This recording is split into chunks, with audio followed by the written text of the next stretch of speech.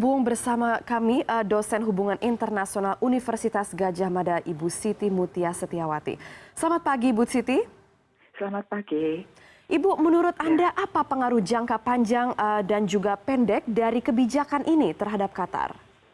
Ya, yang pertama jangka pendek terhadap Qatar. Seperti kita sudah ketahui bahwa itu pemutusan hubungan diplomatik itu diikuti dengan semacam embargo perdagangan ya.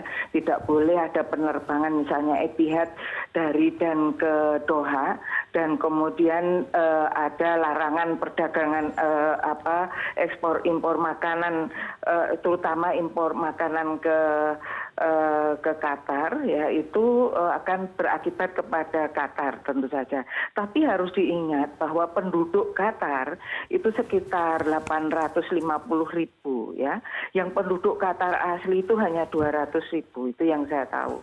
Ya, sehingga sebagian besar itu pekerja ekspatriat, dan itu berarti yang akan menerima imbasan terbesar adalah para pekerja ekspatriat ini yang nanti menurut saya ini dugaan saya bahwa nanti mereka lah yang akan protes terhadap embargo perdagangan ini. Itu yang pertama, yang akan menerima dampaknya adalah yang lebih besar adalah orang asing di Qatar, itu yang harus diingat.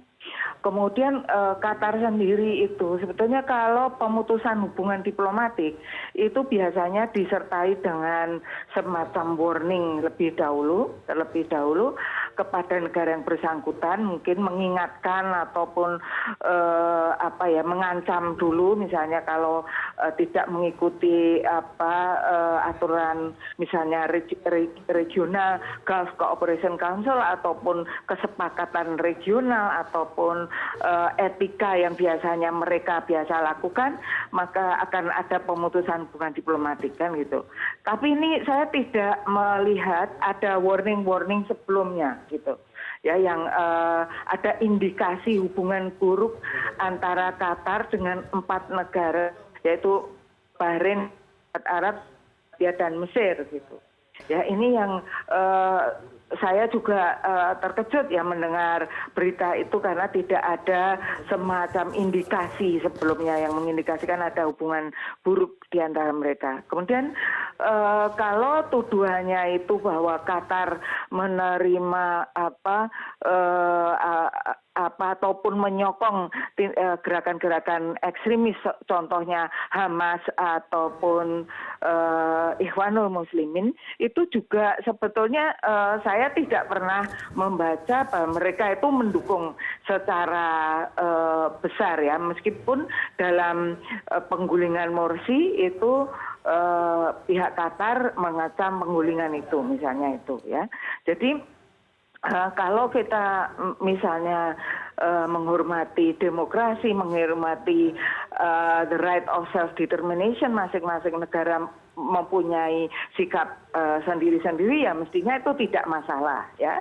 Seperti Indonesia tidak punya hubungan diplomatik dengan Israel, Singapura punya hubungan diplomatik, toh kita masih punya hubungan baik dengan Singapura misalnya, seperti itu.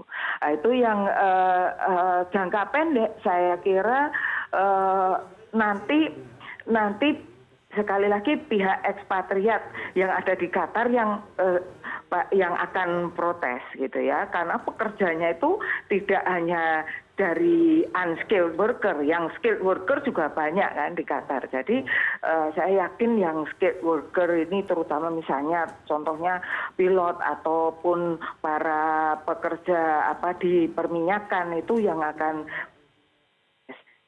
Dan yang nomor 2, sebetulnya pemutusan hubungan diplomatik ini menunjukkan keretakan di dalam Liga Arab sendiri ya, yang itu saya sangat menyayangkan, karena Liga Arab ini sejak dibentuk tahun 1945 itu sebetulnya untuk menyatukan negara-negara Arab. Tapi sejak berdirinya itu yang diindikasikan justru malah perpecahan yang mereka tidak bisa mengatasi.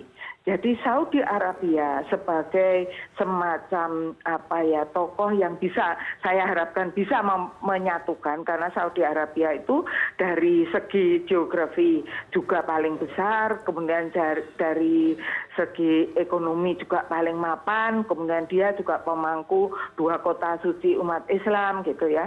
Itu saya harapkan bisa menjadi semacam koordinator untuk menyatukan negara-negara Arab. Tapi malah saya yakin bahwa Arab Saudi lah yang lebih mengajak tiga negara Arab lain ini untuk memutuskan hubungan diplomatiknya dengan Qatar. Ini perpecahan yang sebetulnya semakin membuat parahnya persoalan Timur Tengah yang tidak bisa diselesaikan gitu ya.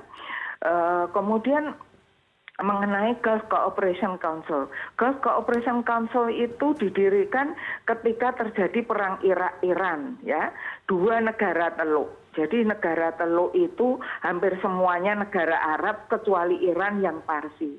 Mereka perang, kemudian negara-negara teluk yang bukan republik yaitu kerajaan membangun Gulf Cooperation Council ya untuk menyatukan mereka tidak hanya secara ekonomi tapi secara politik.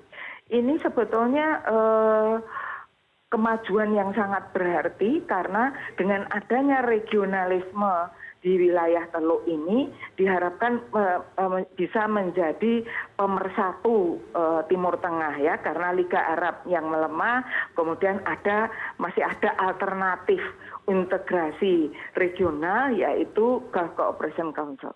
Tetapi sekarang salah satu negara anggota Gulf Cooperation Council yaitu Qatar itu tiba-tiba didiskreditkan atau dikeluarkan ya, kalau itu pemutusan hubungan diplomatik itu semacam kan dia dikeluarkan dari GCC. Yang ini tidak bagus bagi regionalisme atau penyatuan regional teluk, dan itu lebih lagi tidak akan menjadi jembatan untuk perdamaian Timur Tengah itu.